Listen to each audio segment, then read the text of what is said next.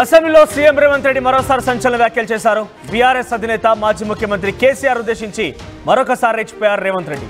కేసీఆర్తో కృష్ణా జలాలు ప్రాజెక్టులపైన చర్చకు సిద్ధమంటూనే సీఎం ఒకవైపు ఆయనని సభకు పిలవాలి కేసీఆర్ అంటూ కూడా స్పీకర్కి విజ్ఞప్తి చేశారు. ప్రత్యేకంగా మాట్లాడి సభకు వచ్చేలా చూడాలన్నారు సీఎం రేవంత్ రెడ్డి. కృష్ణా జలాలను ఏపీకి అక్రమంగా కట్టబెట్టింది కేసీఆర్ అంటూ సీఎం ఈ అసెంబ్లీ వేదికగా మాట్లాడుకొస్తూ రోజా ఇంట్లో రొయ్యల కూర తిని మన నీళ్లు కట్టబెట్టాడు అంటూ కూడా మాట్లాడుకొచ్చారు. జగన్ను పిలిచి తప్పుడు జీవోలు ఇచ్చాడు, తమ ప్రభుత్వ తప్పులు ఉన్నట్టు తేలితే సభలో క్షమాపణలు సైతం చెప్తాను అంటే కృష్ణా జలాల వాటాకు సంబంధించిన అంశం ఇంకా ఎట్టి పరిస్థితుల్లో కూడా తిరగడం లేదు. రోజు రోజుకి ఇంకా వివాదం ఎక్కువ అవుతోంది. ఇరు రాష్ట్రాల మధ్య పెద్ద ఎత్తున వివాదం కూడా రాజుకుంది. ఈ నేపథ్యంలో వీటన్నిటికీ కారణం కేసీఆర్ అంటూ మొదటి నుంచి కూడా కాంగ్రెస్ పార్టీ ప్రభుత్వం ప్రతిపక్షంలో ఉన్నప్పటి నుంచి చెప్పుకొస్తోంది. అధికారులకు వచ్చాక కూడా మాజీ ముఖ్యమంత్రి కేసీఆర్ వీటన్నిటికీ కారణం అంటూ చెప్పుకొచ్చింది. ఈ నేపథ్యంలో రోజా ఇంట్లో రొయ్యల చేపలు తిని జగన్కి తప్పుడు జీవోలు ఇచ్చి అటు ఆంధ్రప్రదేశ్కి అక్రమంగా మన నీళ్ళను మొత్తం కూడా కట్టబెట్టి తెలంగాణ ప్రజల్ని అన్యాయం చేశారు కేసీఆర్ అంటూ మరోసారి అసెంబ్లీ రెచ్చిపోవడమే కాకుండా అవసరమైతే ప్రత్యేకంగా పిలిపించండి, ఈ విషయాలపైన మాట్లాడదాం, ఒకవేళ కనుక కాంగ్రెస్ పార్టీదే తప్పని కనుక తేలితే నేను క్షమాపణ చెప్తానంటూ కూడా అసెంబ్లీ వేదికగా సీఎం రేవంత్ రెడ్డి మాట్లాడేప్పుడు హాట్ టాపిక్గా మారింది. మరిన్ని అప్డేట్స్ మధు అందిస్తారు. ఎస్ మధు, ఏంటి అవసరమైతే క్షమాపణ చెప్తానంటూ మాట్లాడిన మాటలపైన కొంత కంటిన్యూషన్లో మనం రేవంత్ రెడ్డి మాట్లాడిన మాటలు విన్నాం. ఆ తర్వాత మధు నుంచి ఆ విషయాల వివరణ తీసుకునే ప్రయత్నం చేద్దాం. చంద్రశేఖరరావు గారిని రమ్మని ఉండే అధ్యక్ష, తమరైన వ్యక్తిగతంగా మాట్లాడండి. వారు ఏ రోజు వస్తారో వారు ఈ సభలో ఉన్నప్పుడే కృష్ణానది జలాల మీద చర్చ పెడతాము. ఈ చర్చలో ఒకవేళ మా తప్పేదైనా ఉందని నిరూపిస్తే సభ సాక్షిగా చంద్రశేఖరరావు గారికి బీఆర్ఎస్ నాయకులకు నేను క్షమాపణ చెప్తా అధ్యక్ష. ఇది నా సవాల్ అధ్యక్ష చంద్రశేఖరరావు గారికి. సవినయంగా నేను చంద్రశేఖరరావు గారికి సవాలు విసురుతున్న కృష్ణా పరివాహక ప్రాంతంలో కృష్ణానది జలాలలో ఈరోజు తెలంగాణకు శాశ్వతంగా అన్యాయం జరిగింది చంద్రశేఖరరావు గారి హయాంలో. లెక్కలతో సహా నిరూపించడానికి నేను మా మంత్రి ఉత్తమ్ కుమార్ రెడ్డి గారు సిద్ధంగా ఉన్నాం అధ్యక్ష. వాళ్ళ సంతకాలు పెట్టొచ్చి వాళ్ళ అఫిడవిట్లు వేసి రాయలసీమ లిఫ్ట్ ఇరిగేషన్ ప్రారంభించి 2020లో ఆంధ్రప్రదేశ్ ముఖ్యమంత్రి జగన్మోహన్ రెడ్డి గారిని ప్రగతి భవన్కు పిలిపించి పంచపక్ష ప్రమాణాలు పెట్టి రాయలసీమ లిఫ్ట్ ఇరిగేషన్ జీవో మొత్తం రాయలసీమలో ఈరోజు పోతిరెడ్డి పాడు కావచ్చు, మాల్యాల కావచ్చు, లేకపోతే ముచ్చుమరి కావచ్చు, రాయలసీమ లిఫ్ట్ ఇరిగేషన్ కావచ్చు, ఇవన్నీ కలిసి శ్రీశైలం బ్యాక్ వాటర్స్ నుంచి పర్ డే 10 టీఎంసీ, ప్రతిరోజు 10 టీఎంసీలు 60 రోజులు మనకు వర్షాలు వచ్చినప్పుడు ఉంటే 600 టీఎంసీలు వెనుక నుంచి వెనకల్నే రాత్రికి రాత్రే తరలించకపోవడానికి ఇవాళ ప్రాజెక్టులు పూర్తయినాయి. 2014 నుంచి 2023 డిసెంబర్ వరకు చంద్రశేఖరరావు గారు ముఖ్యమంత్రిగా సాగునీటి పారుదల శాఖ మంత్రిగా ఉన్నప్పుడు తెలంగాణ రాష్ట్రానికి అన్యాయం చేసింది అధ్యక్ష. రోజా గారి ఇంటికి వెళ్ళి రొయ్యల పులుసు తిన్నది ఎవరు అధ్యక్ష? నేనా ఉత్తమ్ కుమార్ రెడ్డి గారు అధ్యక్ష. రోజా గారు ఒక్కసారి రొయ్యల పులుసు పెడితేనే తిని రాయలసీమను రతనాల సీమ చేసి వస్తాను చెప్పొచ్చిన మహానుభావుడు ఆయన. నిన్ను పుట్టినప్పటి నుంచి 71 సంవత్సరం వరకు పెంచి పోషించి నీకు బుక్కడి బువ్వ పెట్టి గుండెల్లో పెట్టి ఆదరించి భుజాల మీద మోసి తెలంగాణ రాష్ట్రానికి ముఖ్యమంత్రిని చేసి 2009లో కరీంనగర్ జిల్లా నుంచి వలస వచ్చి మహబూబ్నగర్కు బతకడానికి వచ్చి ఒక్క ఓటేయని మహాప్రభు అంటే నిన్ను ఎంపీగా గెలిపించి మా గుండెల్లో పెట్టుకొని చూసుకొని మేము పల్లకీలో మోసి పార్లమెంటుకు పంపిస్తే మా గుండెల మీద తంతవా? ఇది నీ నీతి, నీ జాతి. నువ్వు వచ్చి ఇక్కడ వచ్చి మమ్మల్ని తప్పు పడతావా? రొయ్యల పులుసు తిన్నందుకే అంత విశ్వాసం చూపిస్తావు. ఒక్కసారి రోజమ్మ పెట్టిన రొయ్యల పులుసుకి నిన్ను మోసినందుకు 2009లో నిన్ను పల్లకీలో మోసి పార్లమెంట్లో పంపించినందుకు మా పాలమూరు జిల్లాకి ఏం చేసినావు? పార్లమెంట్లో నోరు లేకపోయినా, పార్లమూరులో ఊరు లేకపోయినా నిన్ను పార్లమెంటు సభ్యుడిగా మేము ఎన్నుకొని నీకు రాజకీయ భిక్ష పెడితే మా పాలమూరు ఎండబెడతావు, మా కల్వకుర్తి ఎడారిగా మారుతుంది, మా భీమా నెట్టంపాడు కోయిల్ సాగర్ మా నారాయణపేట కోడంగల్ లిఫ్ట్ ఇరిగేషన్ని ఎక్కడికక్కడ పడవ పెడతావా?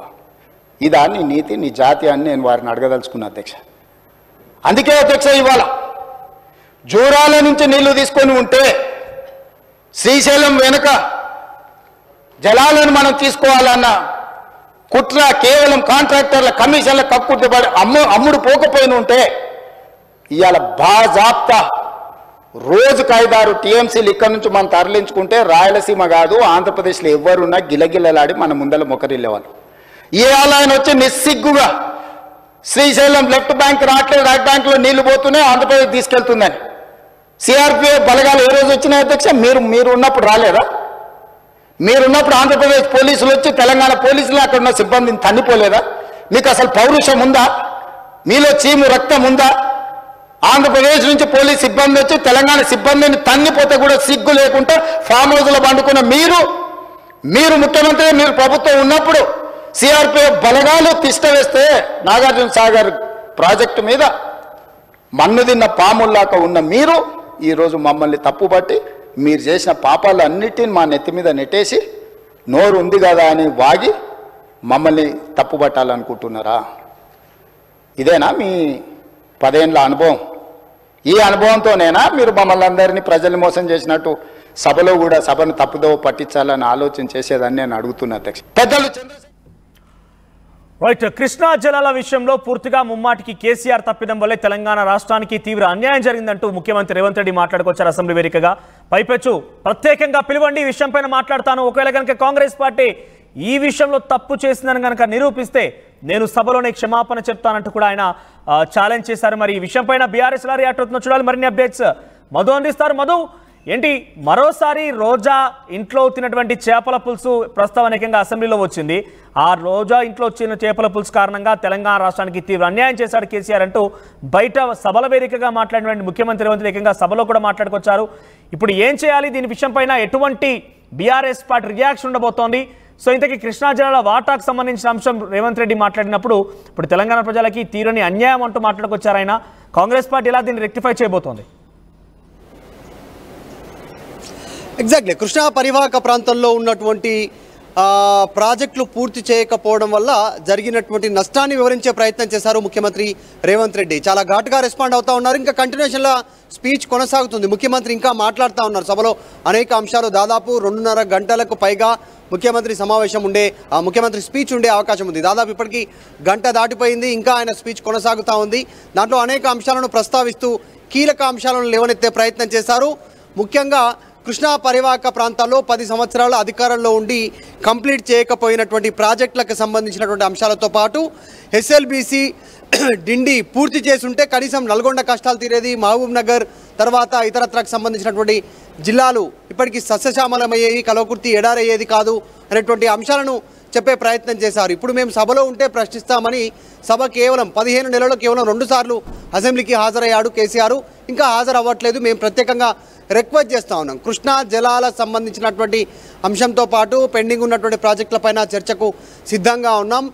మేము అంటే కాంగ్రెస్ ప్రభుత్వం చెప్పేది అబద్ధమైతే బీఆర్ఎస్ పార్టీకి అటు కేసీఆర్కి క్షమాపణ చెప్పడానికి సిద్ధంగా ఉన్నాం, మీరు ఇనిషియేటివ్ తీసుకోండి అంటూ స్పీకర్కి ఇన్వాల్వ్ చేశారు. స్పీకర్ ఇన్వాల్వ్ చేస్తూ కేసీఆర్ని సభకు రప్పించేలా ప్రయత్నం చేయండి, ప్రత్యేక చొరవ తీసుకోండి, మాట్లాడండి, ప్రత్యేక చర్చ పెడదాం అసెంబ్లీలో కృష్ణా జలాలకు సంబంధించిన అంశంపైన. ఈరోజు నీటి పంపకాలకు సంబంధించినటువంటి విషయంలో ఆంధ్ర ఎక్కువ నీళ్లు తీసుకోబోతా ఉంది అంటూ ఇప్పుడు అది కాంగ్రెస్ ప్రభుత్వ అసమర్థత అంటూ చెప్పే ప్రచారం చేస్తూ ఉన్నారు. సో అసలు నిజంగా 10 సంవత్సరాలలో ఒక్కొక్కసారి ప్రాజెక్టులు కంప్లీట్ చేయనందువల్ల జరిగినటువంటి నష్టం 10 టీఎంసీలు ఒక్కొక్కసారి. అలా తీసుకుంటే మొత్తం దాదాపు 400 టీఎంసీలకు పైగా నీరు ఈరోజు 400 నుంచి 600 టీఎంసీలు తరలిపోయినటువంటి సిచ్యువేషన్ ఉంది. దానికి నష్టం ఎవరు?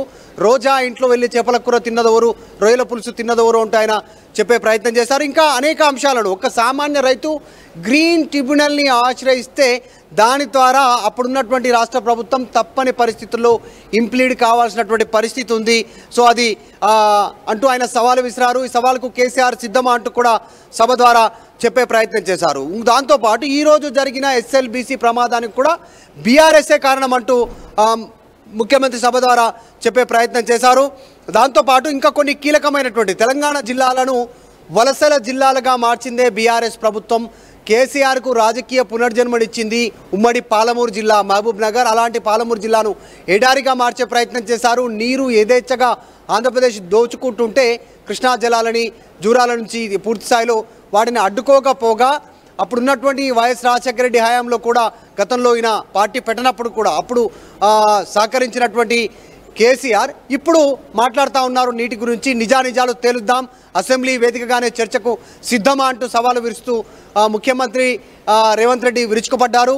మాజీ ముఖ్యమంత్రి కేసీఆర్ని సభకు హాజరు కావాల్సిందిగా ప్రత్యేక ఇనిషియేటివ్ తీసుకొని పిలవాల్సిందిగా స్పీకర్ని కోరే ప్రయత్నం చేశారు. సో ఇంకా చాలా అంశాలు యాక్చువల్గా ముఖ్యమంత్రి ఈ అంశాలను మేజర్గా తీసుకోవడానికి ప్రధాన కారణం అంటే కాళేశ్వరానికి సంబంధించినటువంటి నీటి పంపకాలు, కాళేశ్వరానికి సంబంధించిన నీటి వినియోగం లేకుండానే వరి సంబంధించినటువంటి దిగుబడి ఈ సంవత్సరం చాలా పెద్ద ఎత్తున వచ్చింది. ఇది రికార్డ్ అని రాష్ట్ర ప్రభుత్వం చెప్తుండడం, అటు బీఆర్ఎస్ నుంచి విమర్శలు రావడం. అసలు ఎలాంటి పరిస్థితి, ఇప్పుడు కాలం లేదు అయినా కూడా ఎట్టి పరిస్థితుల్లో ఎలా సాధ్యమైంది, అప్పుడున్నటువంటి కాళేశ్వరం నీళ్ళతోటే సాధ్యమైందని బీఆర్ఎస్ చెప్తా ఉంది. సో దీనికి కౌంటర్గా స్టార్ట్ చేసిన ముఖ్యమంత్రి రేవంత్ రెడ్డి స్పీచు సో కృష్ణా జలాల వరకు వచ్చింది, కేసీఆర్కి ఛాలెంజ్ విసిరేంత వరకు వచ్చింది. సో చూడాలి బీఆర్ఎస్ ఎట్లా రియాక్ట్ అవుతుందో దీనిపైన. రైట్ మరు. సో ముఖ్యమంత్రి రేవంత్ రెడ్డి అసెంబ్లీ వేదికగానే కేసీఆర్ని ప్రత్యేకంగా పిలిపించండి, కేసీఆర్ వస్తే కృష్ణా జలాల గురించి చర్చిద్దాము, ఒకవేళ కనుక నేనే తప్పు చేస్తాను కనుక తేలితే మీరు రుజువుపిస్తే నేను మాత్రం డెఫినెట్గా క్షమాపణ చెప్తాను అని చెప్పి ఆయన చెప్పుకొచ్చారు. ఒకవేళ కనుక నేను కాదనుకుంటే మాత్రం దానికి శిక్ష అనుభవించాల్సింది మీరు అంటున్నారు ఆయన. ఏకంగా రోజా ఇంట్లో చేపల పులుసు తిని అక్రమంగా ఆంధ్రప్రదేశ్కి రాయలసీమకి నీళ్లు అందించారు కేసీఆర్, జగన్తో కలిసి తప్పుడు జీవోలు జారీ చేశారు అని చెప్పి ఆయన చెప్పుకొచ్చారు. ఏకంగా 60 రోజుల పాటుగా మనకు వర్షాకాలం ఉంటే రోజుకి సగటున 10 టీఎంసీల చొప్పున శ్రీశైలం నుంచి దొడ్డి మార్గాన ఏపీకి నీళ్లు తరలిస్తుంటే దాన్ని చోద్యం చూసినట్టుగా చూసింది బీఆర్ఎస్ పార్టీ కాదా అంటూ కూడా ఆయన క్వశ్చన్ చేశారు. ఈ నేపథ్యంలో అసెంబ్లీ వేదికగా ఈ మాట్లాడిన మాటలు బీఆర్ఎస్ పార్టీలా కౌంటర్ ఇస్తోంది, బీఆర్ఎస్ పార్టీలా టాకిల్ చేస్తున్నా చూడాలి మరి. సో నిజంగానే కృష్ణా జిల్లాల వాటాలో బీఆర్ఎస్ పార్టీ తప్పు చేసింది అని కనుక కాంగ్రెస్ పార్టీ నిరూపిస్తుందని మరి బీఆర్ఎస్ పార్టీ రియాక్షన్ ఏంటో చూడాలి. సో మీకేమనిపిస్తోంది సీఎం కేసీఆర్ అసెంబ్లీ వ్యాఖ్యలపైన మీ అభిప్రాయం ఏంటి కామెంట్ చేసే ప్రయత్నం చేయండి. యూపీఎస్సీ ఫలితాల్లో 84కు పైగా ర్యాంకులతో ప్రపంచం సృష్టించి నేడు ప్రకటించిన తెలంగాణ గ్రూప్ 1 ఫలితాల్లో 100 మందికి పైగా 430 కంటే ఎక్కువ మార్కులు సాధించిన ఏకైక అకాడమీ